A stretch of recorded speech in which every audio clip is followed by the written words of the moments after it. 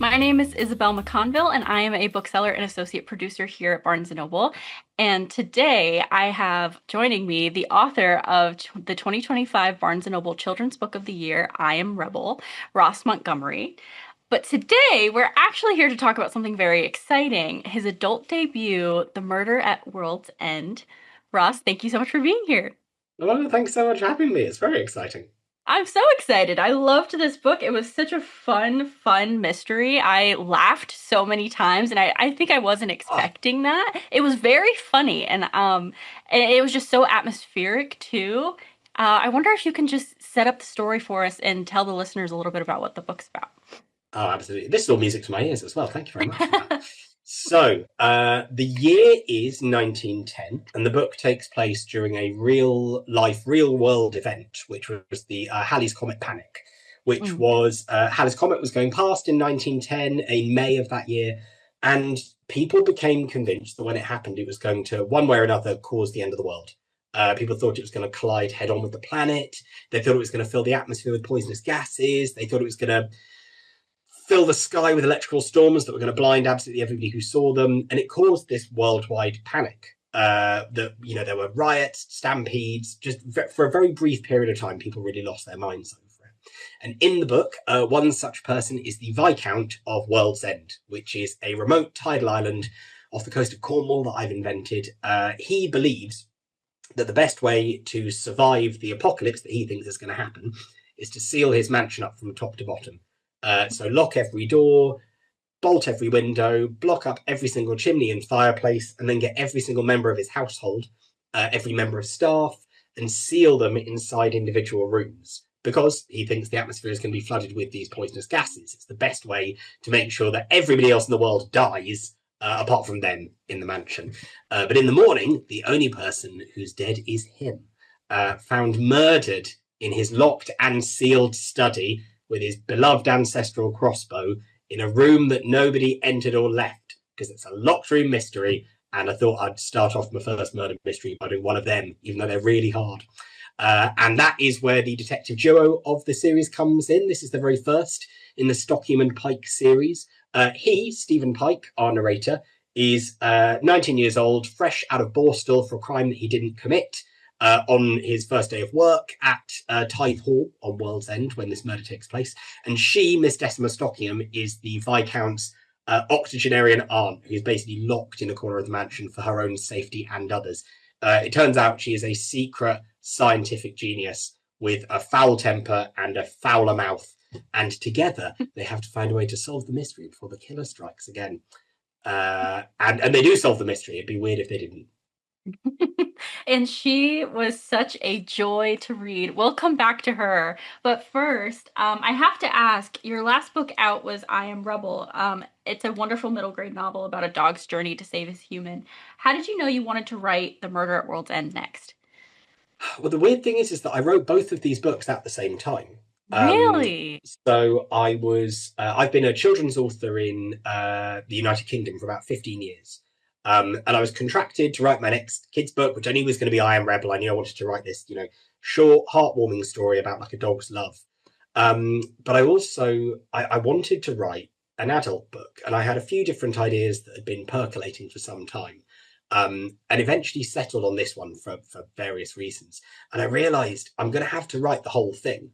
I can't just send out a synopsis and hope somebody will buy it off me. I can't even do like a partial, write 10,000 words. I'm going to have to write the entire book from start to finish. Wow. And I thought, I'm not going to ever have 6 months free to do this. I'm just going to have to do them at the same time. So I was writing The Murder at World's End in the morning. And then in the afternoon, I was writing I Am Rebel. Um, and Oh, wow. yeah, I mean, it ended up working, and I think it's because the two books are so different. I Mm-hmm. think that if I was writing two books that were very thematically similar, or like had the same voice, the same tone, that might make my head explode. There's an anecdote that I really love, and I keep telling people, and I think it makes me sound very pretentious, but it's never stopped me telling anyone, which is Steven Spielberg was filming Jurassic Park during the days, and then in the evening he would go to his trailer and edit Schindler's List.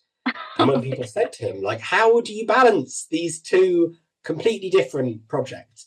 And he said it makes it easier because one's a holiday from the other. And I think that was a really big lesson for Hmm. me. That rather than often, I'm writing a book and I've often put too much into it because I'm so excited to be writing and I've got all these ideas and I try and include them. And doing two very different ones, it kind of helped me keep focused on the brief a little bit better. I think so anyway. But I'm very glad it worked out. It would have been a nightmare if neither of them worked.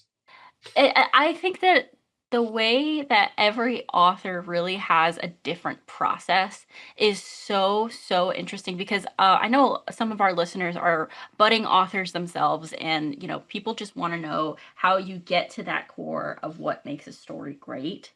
And I just wonder, when you were writing in the morning and then writing in the evening, did you feel like you were literally turning on a different part of your brain? I mean, how did you stay organized? I think there's definitely a part of it is that.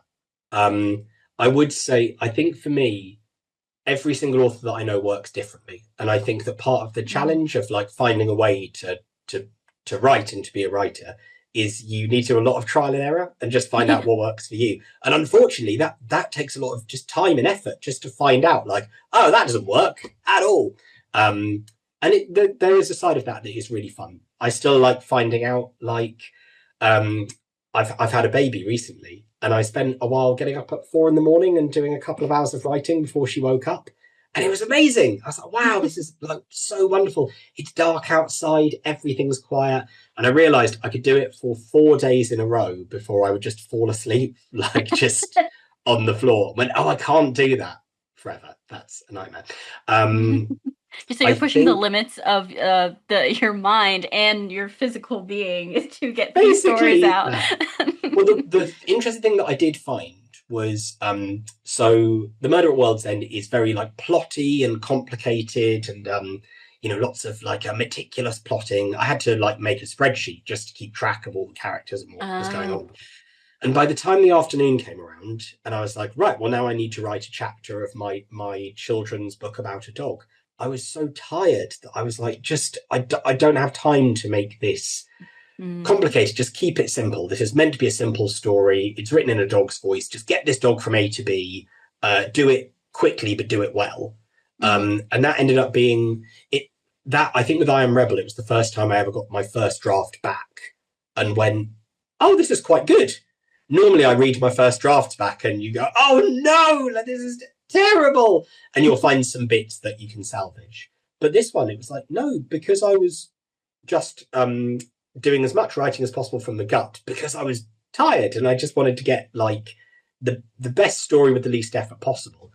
I couldn't believe what it was when I got it back. That was a really big learning point for me of trying to be efficient with it, I guess. And that's easier said than done, in my opinion. I know that you said when you first thought about this book, you knew you were going to have to write it all at once. Do you remember really what sparked the idea for this story? Like, why this story now? I think that I know actually I can track the order that it came in because I think the starting point for me was always the Halley's Comet panic. That it's Mm-hmm. just this weird blip of history. And when I first heard about it, I just remember thinking like, this is nobody talks about this. Yeah. It only ever crops up in like blogs about weird things in history. And presumably the next time, I think there was like a resurgence of interest when the comet last went past in 1986. There'll be another one in 2061 when it goes past again. And whenever there's like a public panic, people will often refer to it. But the details of it and how it played out and why it happened and how it happened is so interesting. And I thought, I've got to do a book about this, but I didn't really know how to turn it into a book because I thought I could do a narrative of the panic, but then like, how do I put a character in that? And how do I make you care about them and make it interesting? And how does that conclude? And I was like, there's got to be a way to utilize it. And I think when I realized about the main reason people thought it was going to end the world was the atmosphere being flooded with poisonous gases. And I thought, okay, well, I could do a locked room mystery because you're trying to keep these gases out. And then I thought, well, if it's a manor house murder mystery, then my detective duo, I wanted it to be a pair because I like those stories. I think they're really good fun. I like a central pair who squabble with each other as they're sort of solving the mystery. I didn't want one person. And I thought, well, that could be an upstairs downstairs mystery of like Mhm. a servant and somebody from like the gentry. And I played around with a few different permutations of that. So I figured if the comet's in there, I should probably make one of those characters have a scientific background, so that part of the plot doesn't get lost after the Mm. murder. And I thought maybe one of them could be like a visiting tutor to a young ward who lives on the estate, and the other could be a maid. And I was kind of tinkering around, and eventually the image I had in my head was Queen Victoria being pushed in a wicker bath chair by Greg from Succession. And I was like, yeah, that's fun. If I put those two together, that'll work. And that her character came very quickly and obviously and easily for me. I think she's been the same since the very first draft of the first manuscript, and it was getting his voice right that was the hardest part. I think it Mhm. took me maybe at least 3 drafts before, because he's the narrative voice as well. Right. It's told from his perspective, and it wasn't until I got that the book kind of started to actually work. Before then, the tone was really uneven, and I just couldn't work out what was going on and what was wrong with it. But yeah, I got there in the end. And I'm so glad you did because this book is so fun. And speaking of the comet, I kind of want to dig into the comet a little bit. You Oh, start please the do. I could talk about this all day. Yes, it's so interesting to me. You start the book with this sentence: Comet Halley reached perihelion, the far side of the sun, on April 10th, 1910. Did you always know you wanted to start the book with that sentence, or did it, how did you know when you had your opening sentence with that? Well, I hadn't thought about that. A lot has changed about this book, and I think one of the biggest changes was how it began. Because Ah, originally it opened with almost like an essay about the panic. And there's a little bit of that here. It's about a page and a half. It's like a light introduction, but I really went into like how this panic played out because the details of it are so funny, and weird and fascinating. So I originally started with that, and then I think, well, actually, I say that getting Stephen's voice right was when it started working. But the other thing that made it work was I realized that because the first 2 drafts were just not good. And I realized that part of the mistake that I was making was I was so excited about writing an adult book for the first time that I was like, here's all this stuff that I've never been allowed to do before. And I kind of forgot all of the rules of making it just good. And I was like, well, what if you weren't writing it as an adult book? What if this was a kid's book? What would you mhm. do then? And I was like, well, I'd cut the first 15,000 words and just have it opens with Stephen arriving at the house. Yep. And all of the stuff that was before, I was like, you don't need it. Just get. That's the thing with kids' books is you have to be super economic because, or economical because they just won't stand for anything less. Like you got to Yeah. grab them with the beginning of every chapter. Every chapter has to end in a way that's fascinating to them. It's got to develop the story just a little bit. Um, so actually, I'd say that the opening was probably the bit that's changed the most, more than anything. Um, Interesting. and I think I only put that introduction in, sort of bringing the comet back into it and starting with a bit of an overview. I think that was at the request of my editors. I think they said like there needs to be something here. Just opening cold with this servant arriving at this house. You need a Mhm. bit of context, and that was really fun. I think I wrote that intro. It took me about an hour to do because I'd almost done it so many times that I was like, okay, well, I guess it would be, and then just spat it out. I could almost see the beginning as like a movie playing out where, Steven's just traveling and everyone around him is just freaking out. There's newspapers flying in the air and people are staring up at the sky, wondering what their fate will be. This book made me think a lot about a book that I really loved last year called Bright Objects by Ruby Todd. I don't know if you've read it, but No, I she haven't. she writes about a comet happening and basically making everyone go mad. And there's like a cult plot line. It's really, really good. I think Oh, you'd like it. But anyway, it made me think about that book and how she wrote about just mass hysteria and the frenzy that these just cosmic phenomena cause.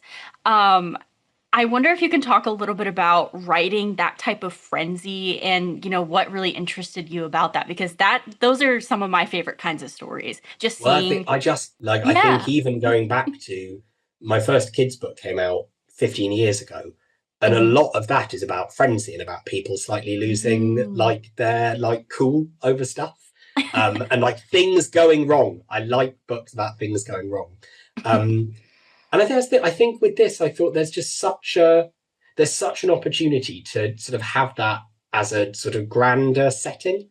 And I think there's something even more interesting that comes from the fact that it was in 1910. I think Hmm. that we've got this Yeah. very, what's the word I'm looking for? We tend to look at history with a very biased view. And Yep. we sort of have like a vibe expectancy of each period of history. And I Hmm. think we often think like, well, everybody during this period of time was stupid.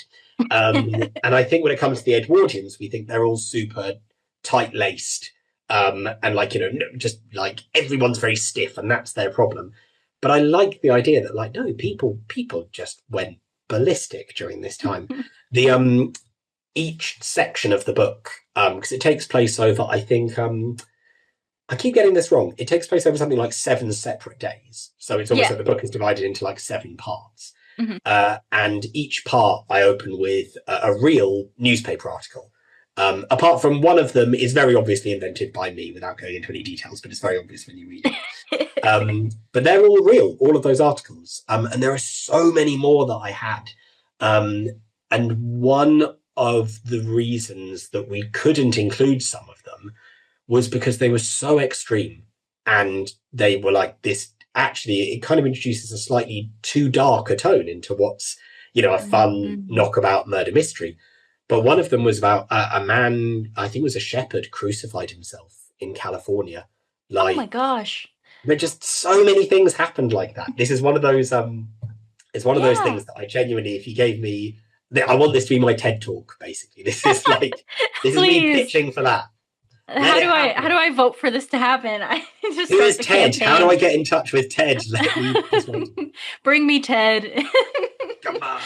Yeah, it made me think a lot about the solar eclipse that happened last year and just the frenzy that happened. I remember we all got our own glasses. It was, on magazine covers, just people staring up at the sky. I think we'd like to think that we are more far removed from the past than we are, because we Did you just see? experienced that. And people traveling to be in the path of totality, traveling hundreds of miles and bursting into tears when they were in the path of totality. I mean, it's still happening. I think that what was it? There was one earlier this year that was it was very specifically for it was called Rapture Talk, and it was a Oh yeah. TikTok based evangelical phenomenon where they thought it was going to be the oh, I forgot. Oh, the Rapture. There we go. That's the clues in the name. Um, but I think every generation thinks that they're going to be the last one. Yeah. I think people like thinking that the world's about to end, because Hmm. it sort of makes you feel certain about something in a Yeah. weird way.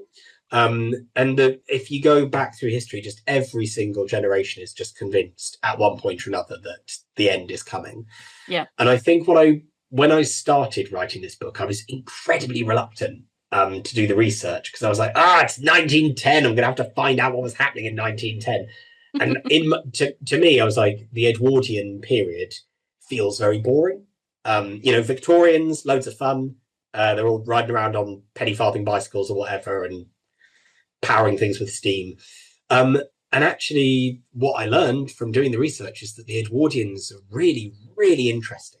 Um, and the reason that they're interesting is because I think they came out of the Victorian period, which was so certain, especially in the United Kingdom, where basically the empire just exploded. And so they had all of this money and all of this power, and they were like, could not have been more at the top of their game.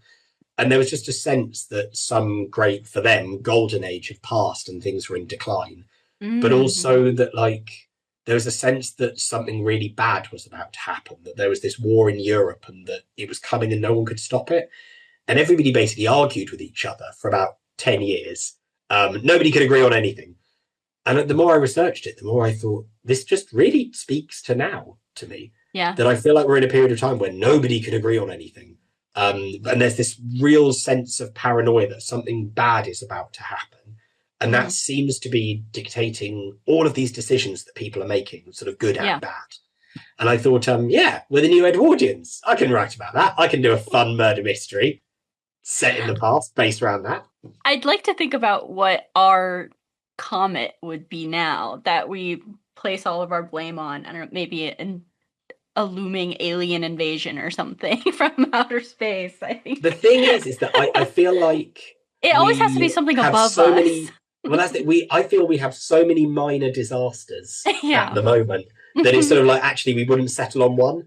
There's just a general sense of like death by 1,000 cuts. Yeah, we wouldn't be able to. Children are going to be like marrying AI. I don't know, like it's just something weird. Oh, please, no. One of them. There's general confused end of the world vibes. Yep. I'd like to think that we are the new Edwardians. I think you are right about that. And also, I hope so, yeah.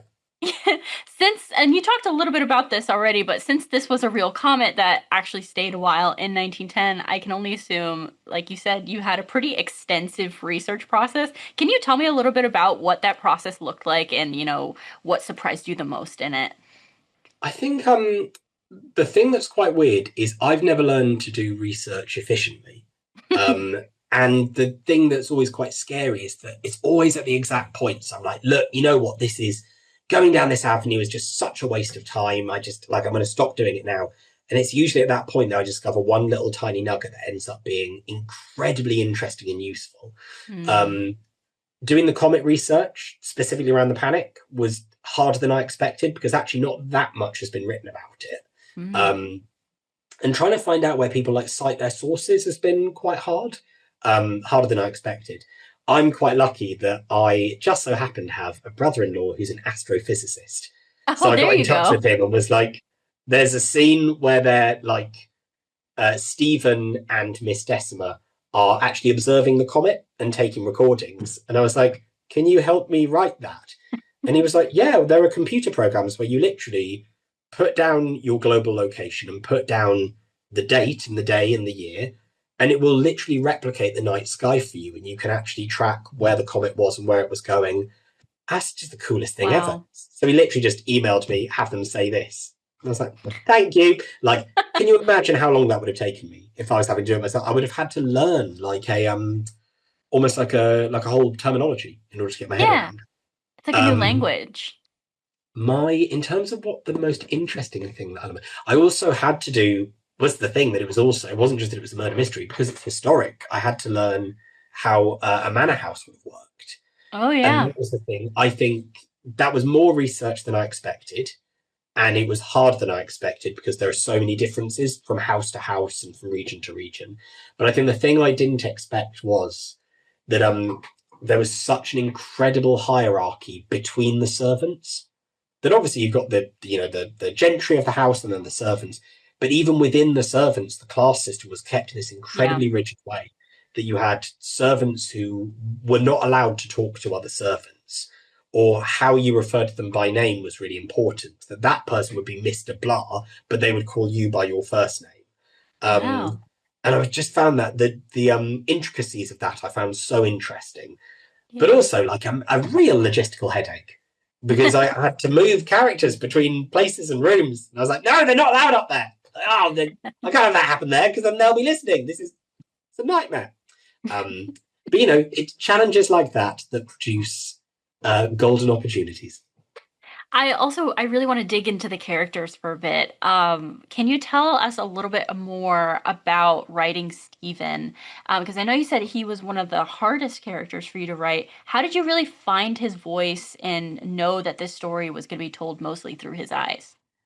When I first had to say this, I was so reluctant to say it. And I think I just had to embrace it and accept it and just tell everyone. But basically, I spent ages. I knew the character was a problem. My agent kept telling me again, and because she was the one reading these first drafts, she was like, it's his voice. You really need to get that right, and everything else will follow.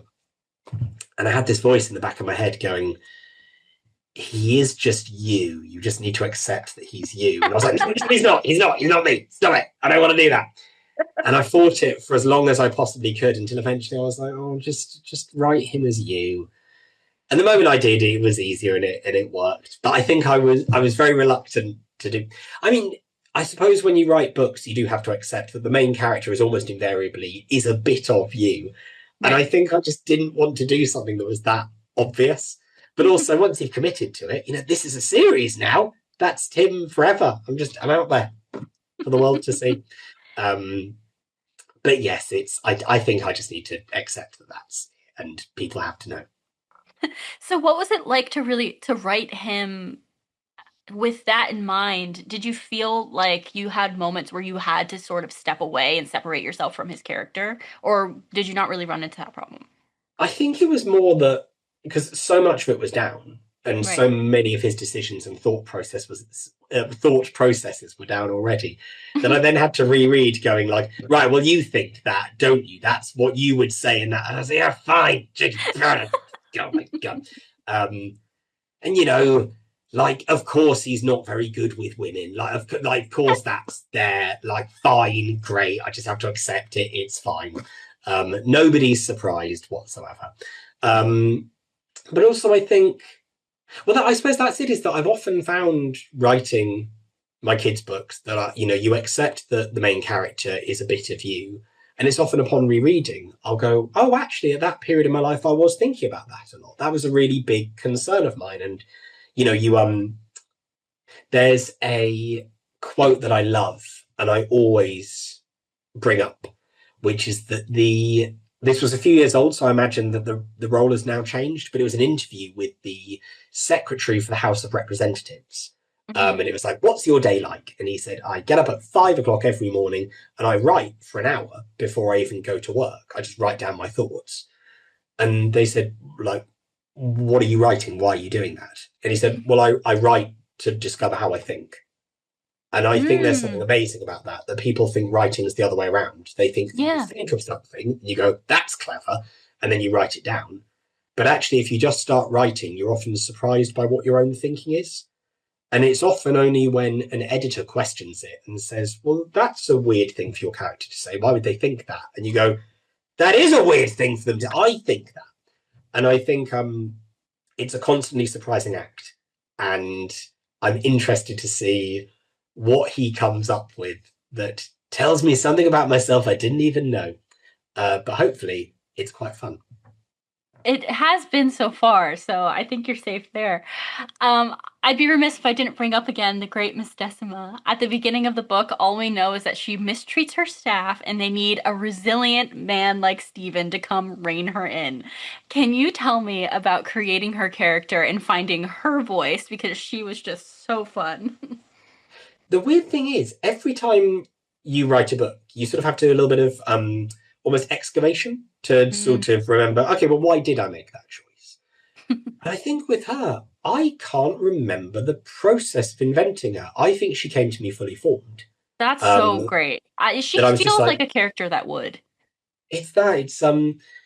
I just I just know what she looks like. I know what her voice sounds like. I think one of her sort of unexpected qualities is that she's incredibly sweary. And I think I wanted to do that because I wanted her character to be completely disarming. And I wanted it to be disarming in that period of time, in that context, but also disarming to the reader. That Yeah. when you meet her character for the first time and she speaks the way she does when she loses her temper, I want it to be the moment where you go like, oh, like Yeah. you're not used to reading a golden age murder mystery that will have lines like she comes out with. Um, but it was They're also like the funnest bit.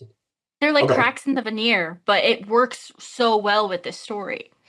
That's the thing. I just knew it would work, and I Yeah. I think I possibly need to do a bit of convincing first because I think various people were saying I just don't think. But I think it's been the first time that I've had the opportunity to really. I mean, obviously, because I write children's books, but just really have fun with swearing.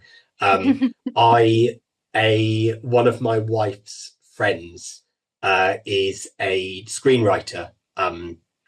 Who is just incredibly. He wrote loads for Veep, Oh, and he wrote loads wow. for. He co-wrote The Death of Stalin, and there's a TV series in Britain that was really sort of cult and well regarded called The Thick of It. And on that series, he was the swearing consultant. And I thought that's the best job I've ever heard. I should have sent it to him. I should have had him look over it. But I've been training for that position my whole life, I think. oh my God, right? But it's that, I think, just writing her lines and sort of having her do these like big sort of Poirot style monologues, but then interspersing that with her having an absolutely foul mouth. Only at times, it doesn't come out constantly. But I think that for me was the craft of the dialogue I found so fun. Yeah. And then another character that I really wanted to ask you about, just because he was so fun to read, is the Inspector. I wonder if you can talk a Oh, little bit about him and, forming his character, because he was campy, he was ridiculous, he was hilarious. I want you to tell me everything you can about him. I'm so glad because I think when I was writing the book, even during like the having my editors go over it, Hmm. he never really came up. And I sort of thought, okay, maybe this is one of those ideas that is fun for me to write, but maybe actually it's not landing the way that sort of I was hoping it would. But actually, since the book's come out, everybody talks about him. It's basically his name is Inspector Jarvis.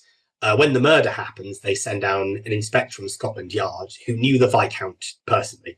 And it turns out he's just a complete idiot and he gets absolutely everything wrong, but is convinced that he's very good at his job.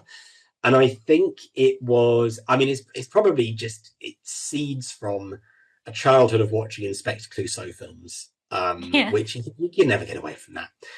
But I was also thinking about, what was it? God, I've just remembered this actually. It was years and years ago, I watched a documentary on the Amanda Knox trial. Oh, And there's wow. this amazing detail where the police inspector in Italy, you watch as it happens that basically he gets sort of overwhelmed with the almost the international interest in this case. And you Mm. see him kind of swell with self-importance about it. And there's this bit where he says, like, I kind of see myself in this moment as, I've always looked up to Sherlock Holmes. And then it cuts to during like it's footage of him entering the court and he's smoking a clay pipe. And it's like he's just completely lost track of what's going on. And he's really convinced himself that he's this detective genius. And in the process of doing that, he made all of these incredible mistakes that were just immediately like overruled and like were not relevant. And I just thought, unfortunately, there is something very funny about having a character who thinks they're in a Sherlock Holmes book and that they're Sherlock Holmes. And they are in a Sherlock Holmes book, but actually they're an idiot side character and they don't realize it.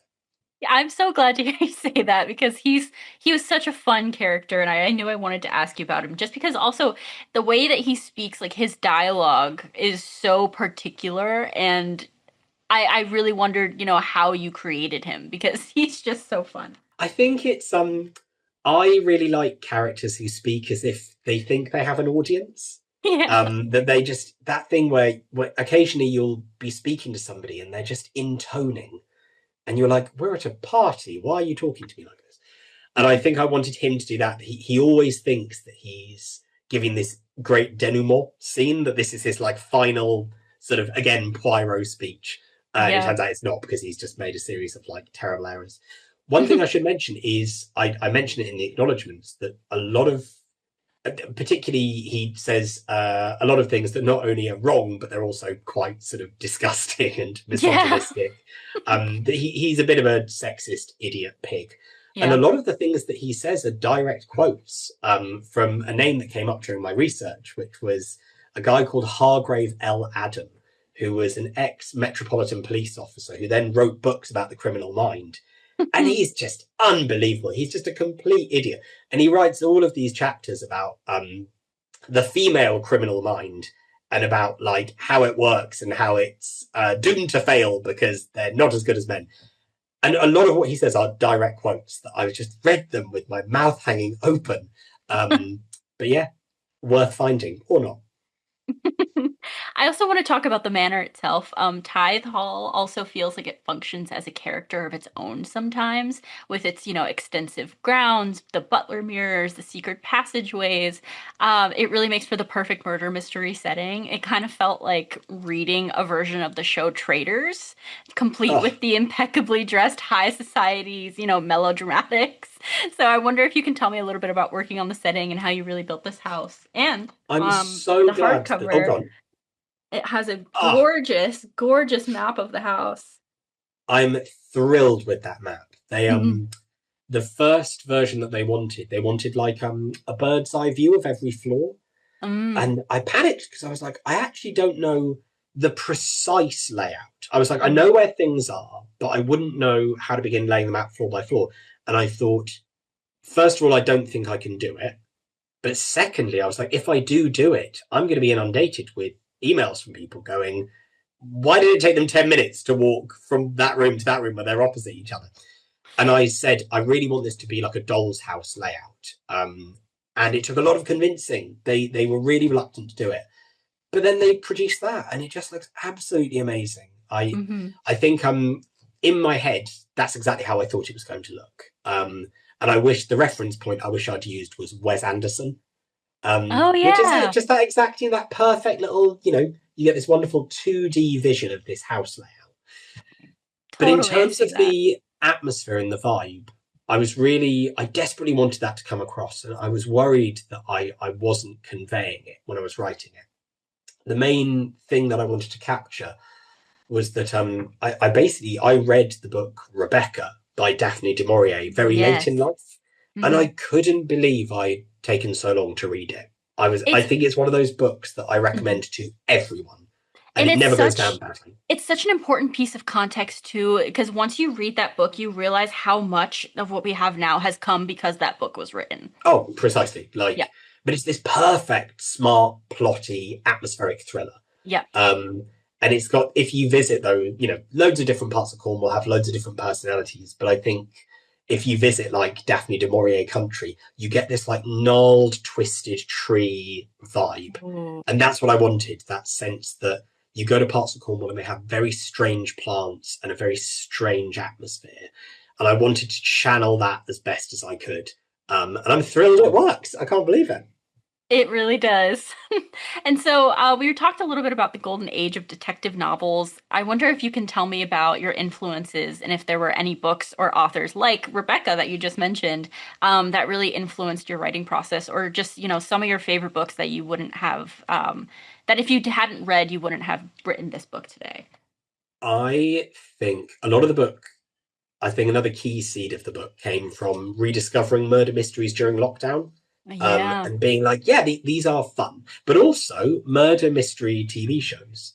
Um, and I think that in particular, for example, I know Midsummer Murders has got like Yeah. quite a big audience in America. Anthony Horowitz created that and wrote it, and I think that his murder mysteries, he's just a bit of a master of it. And there's one in particular Yeah. that I loved at the time and I reread recently, and I forgot how good it is, called Magpie Murders, which I recommend Yep. to absolutely everyone. It's That's just great. it is so much fun. It's really Hmm. popular. It's very well known, but I feel like more people have to read it. Um, rediscovering Agatha, rediscovering. That's not really the right word, is it? It is just rereading Agatha Christie, but I think it felt like a rediscovery because I think when I came back to them, I was like, well, I know what to expect here. But actually, rereading them, they read differently to how I remember from when I was a kid.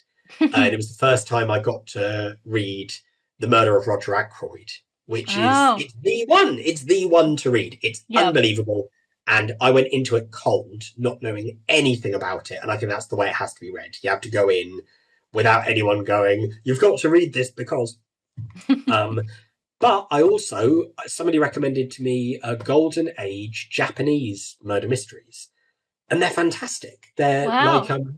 I think because one of the reason that I think I've gravitated towards a Golden Age murder mystery, and what I like about them is they take place in a society that's very formalized and has certain rules and expectations around how you're meant to behave. And that really works for murder mystery because you get to have characters say, well, the Colonel always has his soup at 5:05, and so when he arrived at 5:10, I thought that was strange. And you couldn't say that about a character nowadays. It just doesn't make any sense. Mhm. But in that period of time, it does. And I think when those books are set in sort of golden age Japanese society, that sense of a formal expectation of how people behave really stands out. And it's so much fun. There's one book in particular called The Honjin Murders, which is, I always get the name of the author wrong. So I'm going to double check this now to make sure that I actually get it right. The Honjin Murders. I believe it's pronounced Seishi Yokomizo. And it's just fantastic. It's the first book featuring his like most famous detective. And it's just an absolute hoot. It's got that sort of mix of cozy crime, but also with a sense of like gothic flash of nastiness during the day. And it's a great luxury murder mystery. It's fantastic. That sounds really fun. I'm gonna have to check those out. And before I let you go, I do also want to ask you a couple more quick questions. First, I know we have some, like I said before, hopeful authors that listen to this podcast. I wonder if you can tell them a little bit about, if they're working on their own murder mysteries, what elements make them great? What elements make a murder mystery, worth reading? I think I'm so new to this that I can only really speak about my own experiences at the moment. And if you ask me this in 10 years, maybe when I've written a few more of them, I might give a very different answer. But the thing that worked for me was, and the advice that I followed, and that was the advice I needed to hear, was people actually tend to care less about the mystery than they do about the people who are leading them through it. And you can get yourself wrapped up in how the mystery works and what the details of it are and all of the various ramifications and the moving parts. But actually what they really care about is that main character and their voice. Otherwise, everything else is kind of secondary to it. And obviously there are also going to be readers for whom that's not the case.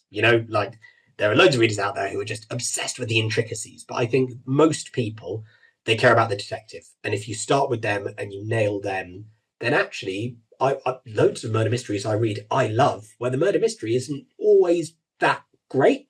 But I don't care because the detective is so good. So I would say for me, that's been the key thing to focus on. Is there anything you're working on now that you'd like to talk about? I love talking about this, and I got in trouble because I spoke too much about it. I am working on the next Stockyham and Pike murder mystery. I'm working on book 2. I've just started draft 3, which I'm hoping to have handed in at the end of January, and then it will be more or less done, basically. The plan with these books is I want each one to be set a year after the one before it. So book 1, Murder at World's End, is May 1910. Book 2 is June 1911. And I got in trouble for saying too much about it, but I will say that the murder mystery is set in London during a key moment in the women's suffrage movement, because I want each book to also focus on a lesser known historic event. Yeah. I want to be like gravitating around that. And safe to say that it's Stockyham and Pike's most puzzling puzzle yet, because it's in a city of 6 million people. It's, it could be anyone. Yeah. It's not a tidal island anymore. I'm so excited to read that. I know listeners are as well. Ross, thank you so much for joining us on Poured Over. The Murder at World's End is out now. Woo. Thank you so much for having me. Thank you for listening. Poured Over is a Barnes & Noble production. To help other readers find us, please rate and review the show wherever you listen to podcasts.